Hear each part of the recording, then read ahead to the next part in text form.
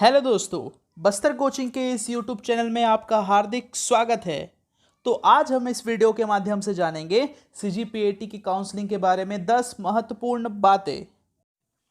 सबसे पहला और सबसे इम्पोर्टेंट पॉइंट ये है दोस्तों, आपके दिमाग में ये घूम रहा है कि मेरिट लिस्ट कब आने वाला है। तो मैं आपको बता दूं, व्यापम के अनुसार या फिर आप कह सकते हैं आईजीकेवी के अनुसार जो पहला मेरिट लिस्ट है, मेरिट लिस्ट जो आने वाला है वो इस हफ्ते तक आ जाएगा।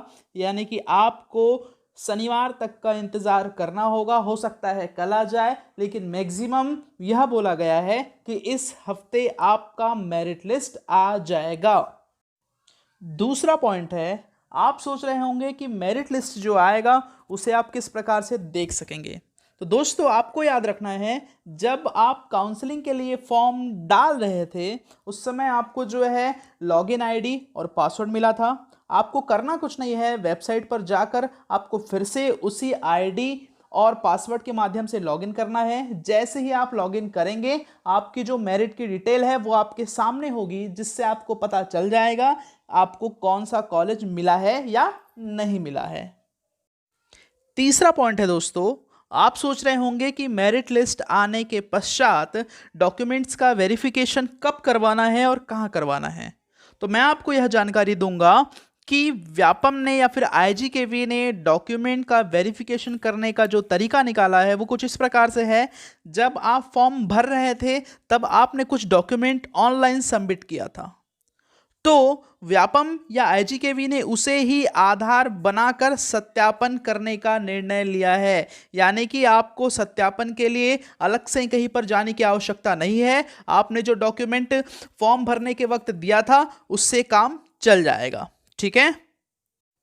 चौथा पॉइंट है दोस्तों, मेरिट लिस्ट आने के पश्चात किसी बच्चे को लगता है कि उसका नाम मेरिट लिस्ट में नहीं है और मेरिट लिस्ट में उसका नाम आना चाहिए था, तो वह दावा आपत्ति कर सकता है।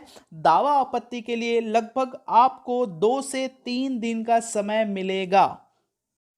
पांचवा पॉइंट है, दावा आपत्ति की तिथि समाप्त होने के पश्चात जो फिर से एक संशोधित मेरिट लिस्ट आएगा वो 1-2 दिन के भीतर आएगा, जिसके पश्चात हमारे प्रथम काउंसलिंग की प्रक्रिया शुरू हो जाएगी।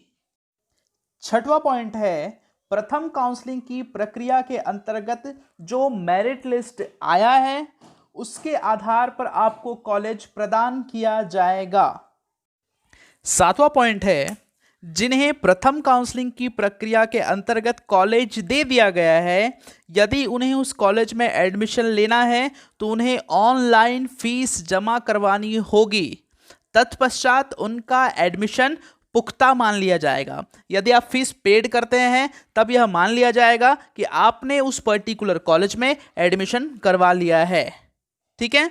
यह जो एडमिशन की तिथि है या फिर फीस का जमा करने की जो तिथि है वह एक निश्चित समय तक ही रहेगी दोस्तों, क्योंकि यदि आप उसके बाद उस कॉलेज में एडमिशन लेना चाहते हैं और तिथि समाप्त हो चुकी है तो आपका एडमिशन निरस्त कर दिया जाएगा। इस चीज का आप विशेष ध्यान रखेंगे। आठवां पॉइंट है, प्रथम काउंसलिंग के अंतर्गत जो कॉलेज का आवंटन किया गया है उसमें एडमिशन की एक निश्चित तिथि होगी। वह एडमिशन की तिथि समाप्त होने के पश्चात सेकंड काउंसलिंग के लिए कितने सीट बाकी है उसका प्रकाशन वेबसाइट पर किया जाएगा। नौवां पॉइंट है, ऐसे बच्चे जिन्हें प्रथम काउंसलिंग के पश्चात कोई भी कॉलेज नहीं मिला है या फिर ऐसे बच्चे जिन्हें प्रथम काउंसलिंग के पश्चात कोई ना कोई कॉलेज मिल तो गया है लेकिन वह कॉलेज उनके मन के मुताबिक नहीं है, तो वह बच्चे कैसे करेंगे। तो उन बच्चों को सेकंड काउंसलिंग के लिए आवेदन करना होगा। यह आवेदन की प्रक्रिया बहुत ही सरल है। आपको करना क्या होगा, एक छोटा सा प्रोसेस है। उसके लिए आपको करना होगा कि आपको वेबसाइट में जाकर फिर से अपने लॉगिन आईडी और पासवर्ड के माध्यम से लॉगिन करना होगा। उसमें सेकंड काउंसलिंग को लेकर एक छोटा सा ऑप्शन दिया होगा, उस पर आपको क्लिक करना है, जिससे होगा ये कि आप सेकंड काउंसलिंग के लिए पुनः मान्य हो जाएंगे। ठीक है दोस्तों। 10वां और अंतिम पॉइंट दोस्तों ये है कि जिन बच्चों ने सेकंड काउंसलिंग के लिए या फिर सेकंड काउंसलिंग में भाग लिया है, कुछ दिनों के पश्चात आपका सेकंड काउंसलिंग का मेरिट लिस्ट जारी होगा, जिसके आधार पर बचे हुए सीट या फिर कॉलेज के सीट आपको प्रोवाइड करवाए जाएंगे, जिसमें आपको एडमिशन लेना है।